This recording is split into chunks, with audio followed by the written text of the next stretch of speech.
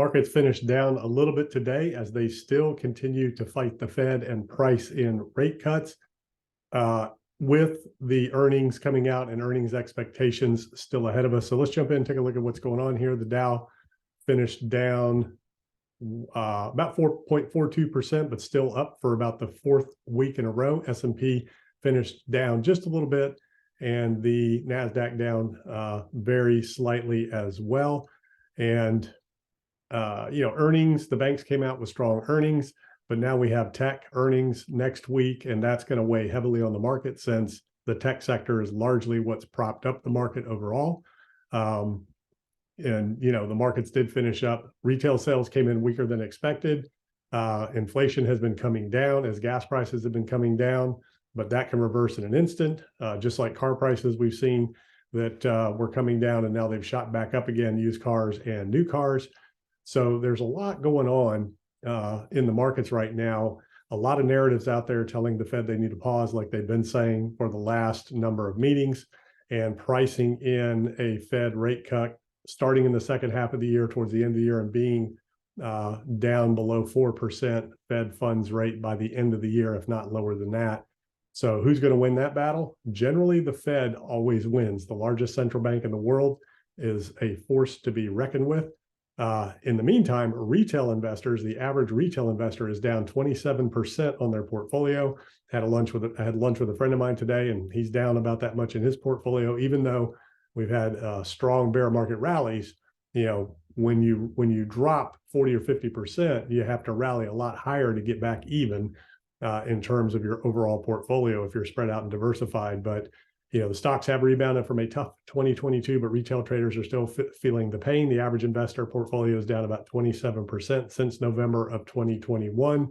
Since then, stocks have staged 4 double-digit bear market rallies. Tech stocks in particular rallied more than 20%. As equities currently sit at similar bear market rally peaks, we suspect retail investors will remain hesitant to raise their risk exposure since they've gotten burned so hard in the last year. As earnings season gets underway, the S&P 500 is projected to post about a 7% decline in first quarter earnings from a year ago. So reports from tech companies will be critical as tech stocks have outperformed the year, pushing the NASDAQ 100 into a bull market. So, the big thing that the markets have not priced in are weak earnings and the valuations based on those weak earnings. This is Bitcoin here.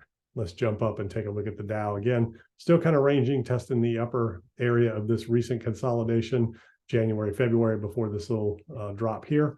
So the probabilities with weak earnings are a reversal in the Dow, and a lot of analysts are projecting a retest of the September, October lows for all of the indexes coming in. The interesting thing too is when you look at where markets are and where they came from. So the markets were initially down on the Dow 22%. It's only down right now about 8%. So the Dow is only 8% from the all-time high in a potential recessionary environment with earnings suffering and a Fed hiking cycle. That's pretty phenomenal. The question is, why is that? We'll get into that in just a second. Let's take a look at the NASDAQ. NASDAQ was down at 1.37%. Now the NASDAQ is down 21% from the all-time high, again in a Fed hiking cycle, in a Fed risk-off cycle. S&P was down 27%, now basically 14% from the all-time high. So what's going on? So the Dow is defensive. So, a lot of the liquidity that is still sloshing around in the market has gone into the Dow as a defensive play and getting away from some of the risk, higher risk assets or higher risk stocks and high beta stocks in the NASDAQ, S&P.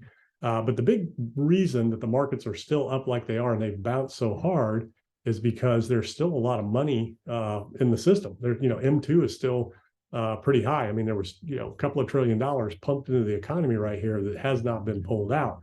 So how does that get pulled out? So that means the Fed unloading the balance sheet. So the Fed's been doing QT. They've been selling assets, mortgage-backed securities and treasuries. And when the Fed sells those, it pulls capital away from risk assets, but they haven't been selling enough.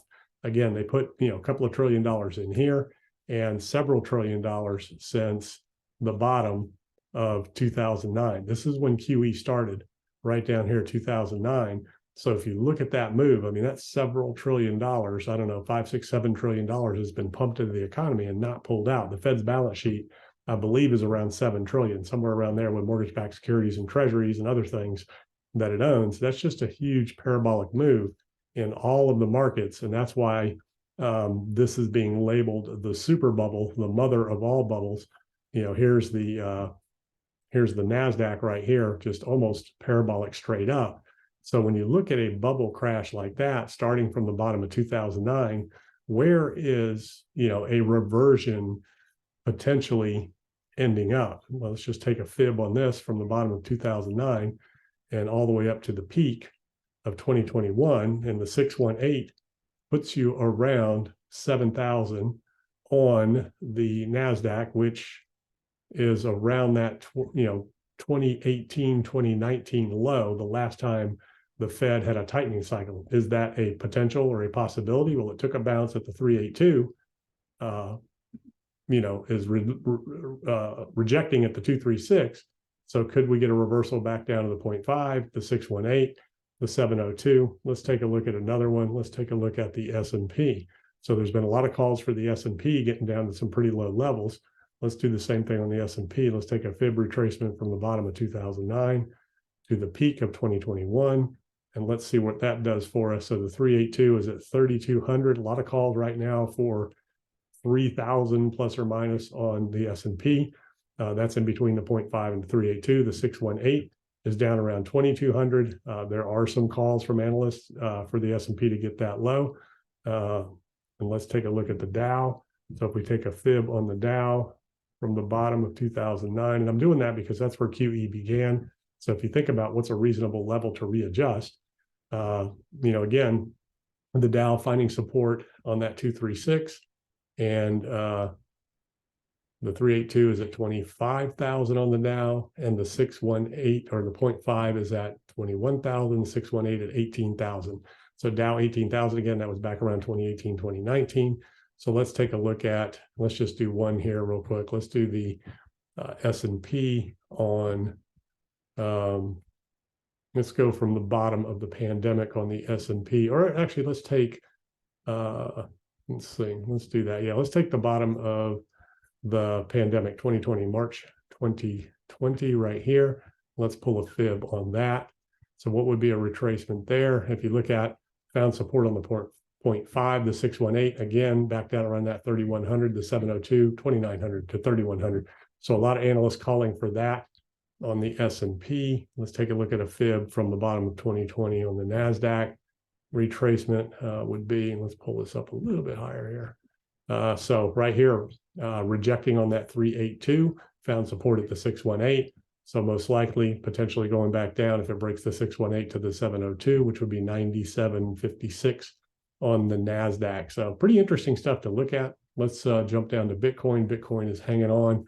The other thing too is the VIX. The VIX is dropping down to dangerously low levels where you typically see a spike in the VIX. And remember what we say, when the VIX is low, look out below. When the VIX is high, it's time to buy. So the VIX down at these 17, 14, 15 to 17 levels, that's generally when you get a spike, which means the markets are due for a sell-off. So I believe the markets are overbought at this point, especially if earnings come out a little bit weak.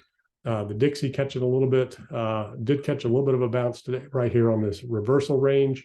The 2-year caught a little bit of a bounce, 10-year catching a little bit of a bounce. Gold reversing right here, could be a triple top on gold. A lot of people are calling for $4,000 gold. This could be a triple top reversal back down to this lower range of $1,641. So that'll be interesting to keep an eye on there. And here's Bitcoin right here, playing with this trend line. Let's look at it on the daily here. Popped up above the trend line, found support. So this is what we talked about. If you're looking for continuation, you want to see Bitcoin continue to find support, move on from there.